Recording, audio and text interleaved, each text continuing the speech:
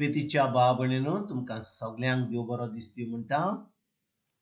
आयज सुंकरार आनी आयचें शिवर्तमान जावन आसा लुकाचो 5वा विसवोर वोड 12 ते 16 पर्यंत. लूक चॅप्टर 5 वर्सेस 12 to 16. आनी आतां आमी पयलें देवाचें उतर आयकुया. जेजू नोगरांत आसतना अवचितूच कोणान बोडलोलो एक मनीस आयलो आनी ताका पोळेना फुडें दोनीर ओमतो पडलो आनी ताचे कडेन अशें मागूंक लागलो, सायबा, तुका जाय जाल्यार तुज्यान म्हाका नितोळ करूंक जाता. आनी जेजून आपलो हात सोडून ताका लायलो आनी म्हणलें, होय, म्हाका जाय, तूं नितोळ जा. तेच घडयेर ताचें कोड नाच जालें आनी जेजून ताका आज्ञा केली, कोणाकूच सांगी नाका, पूण वच आनी तुजें आंग यादनिकाक दाखय. आनी पोरजेक तुवें पेकोवणी रुजू करचे खातीर तूं नितोळ जालाय म्हूण मोइजेसान फर्मायल्लें दान भेटोय. पूण ताची खबर अदिकूच गाजत वेताली आनी ताचें उतर आयकूंक आनी आपले पिडे रोगांतलो बरो जावंक उरपंजिनी लोक येतालो. पूण तो खंय खंय एक सुरे सुवातेर वचून मागणें करतालो. प्रितीच्या भाव भयणीनो, आयच्या शिवर्तमानान आमी वाचता की जेजू एका कोडकाराक बरो करता. आनी भाव भयणीनो, ह्या मनशाक ताका आख्ख्या आपल्या गांवांत आपल्या कुडीन ताका वो लेप्रेसी म्हणटात त्या हें जें दुयेंस आसलें तें, ही पिडा जी आसली ताका आपल्या कुडीन आसली म्हणून तो आतां जेजूशी येता आनी ताणें जेजूचें खबर आयकल्या की जेजू खरेंच पेकोवणी करता, जेजू मिलाग्री करता. आनी तो जाणो की कोणी तरी ताका बरो करीत जाल्यार फकत जेजून करूंक जाता. पूण तो नको की जेजू ताका खरेंच बरो करतलो म्हणटच तो कितें करता, तो येता जेजू कडेन आनी तो म्हणटा, सायबा, तुका जाय जाल्यार तुज्यान म्हाका नितोळ करूंक जाता. आयकात बरे भाशेन भाव भयणीनो, वो जो मनीस जो बरो ना, ताका लेप्र आहा, तो येता जेजू कडेन आनी तो म्हणटा, सायबा, तुका जाय जाल्यार तुज्यान म्हाका नितोळ करूंक जाता. भाव भयणीनो, ताणें कित्याक हें म्हणलें काय? तो नको आसलो की जेजून बरें करूंक जाता ताका, तो जाणो आसलो, पूण तो नको आसलो की देवाची खोशी जाल्या ताका बरो जावपाक. आनी भाव भयणीनो, देखून ताणें म्हणलें, सायबा, तुका जाय जाल्यार तुज्यान म्हाका नितोळ करूंक जाता. आनी जेजून कितें केलें? होय, म्हाका जाय, तूं नितोळ जा. आनी भाव भयणीनो, आयज जेजूचो जाप, जेजूचें उतर जें तो उलयता ताका आनी तो म्हणटा, होय, म्हाका जाय, तूं नितोळ जा, त्या उतरा वरवीं आमकां आयज कळोन येता की देवाची खोशी आमी सदांच एके बरे सावधीन रावपाक, आमकां कसलेंच पिडा नासपाक. देवाक नाका की आपल्या भुरग्यांक कसलीच आळको, कसलीच पिडा, कसलोच पिडा रोग, कसलेंच कॅन्सर, कसलेंच कोवीड, कांयच नाका.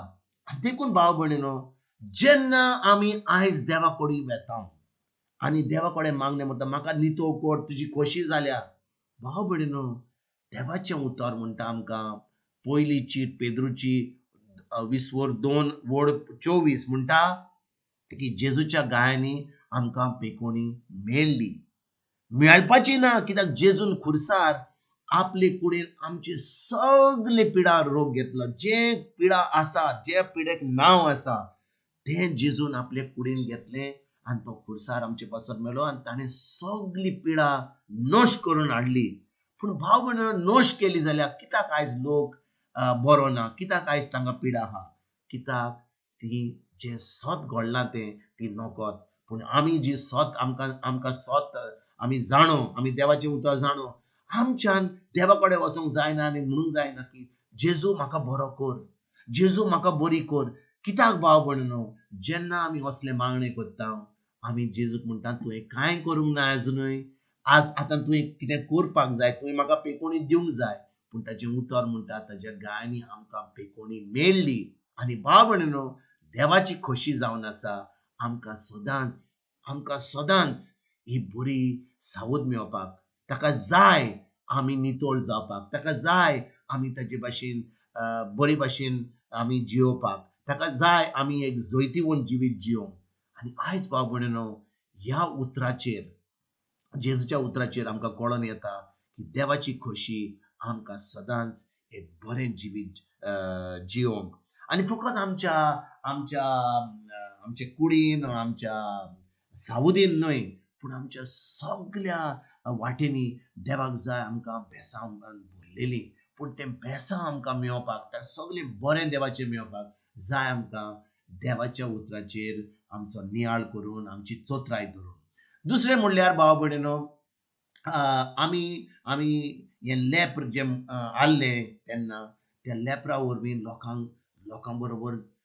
वसोंक जाय नासलें ताका पयस रावचें पडलें आयज म्हणटात ताका कोवीड म्हणून कोणाक कोवीड जाल्यार ताका क्वॉरंटायन करतात म्हणजे ताका एकसुरो रावचो पडटा आनी त्या वेळार जो लोकांक लेप्रा आसलें ताका एकसुरो रावचो पडटालो कोण तांचे बरें उलयनासलो ताका जेवण केन्ना मेळनासलें ताका एकदम ताका दूख भोगताली एक तर पिडाची आनी दुसरें आपल्या काळजान आपल्या मनान की लोक ताका नाकारता म्हणून पयस दवरता म्हणून आनी लोक म्हणटालो की ज्या लोकांक लेप्र जालां ती एकदम व्हडली पातकी देव तांकां खरेंच खास दिता म्हणून पूण आयज भाव भयणीनो आमी जाणो की देव आमकां खास दिना देवान आमची सगळीं पातकां घेतल्यान जेजू वरवीं खुर्सार आयज फकत आमी एकूच काम करूंक जाय आमी देवाच्या उतराचेर चोत्राय धरूंक जाय देवाच्या उतरा प्रमाणे चलोंक जाय देवाचें उतर जें जेजून आमकां सगळें घडोवन हाडलां ताजेर आमचो नियाळ करून आमी सगळें जें जेजून संपालना खुर्सार तें आमी आपणावपाक आमी जेजूच्या उतराचेर चोत्राय धरून भावार्था वरवीं आमी सगळीं घेवंक जाय आनी देखून भाव भयणीनो